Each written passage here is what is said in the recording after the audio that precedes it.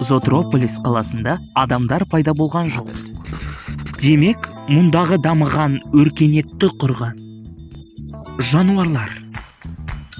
Иә, жануарлар. Зотрополистегі жануарлар антропоморфты.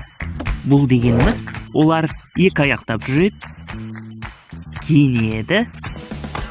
Рахмет. Тоқтай тұр. Жалғастыр. Және технологияны пайдаланады. Жарай, зотрополисте жер бетіндегі сүтқоректілердің барлық түрі жиналған. Үлкен кішкентай, жылдам және баяу. Бірақ шын мәнінде зотрополис біз ойлағандай мінсіз емес. Олар да кейде келіспей қалып жатады. Әсіресе туа біткен жаулар. Осының кесірінен біраз қиындықтар туып жатады.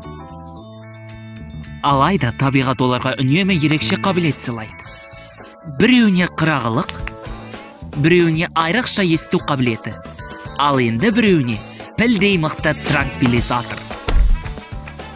Сонымен, Зотрополис заманауи аңдар мекені.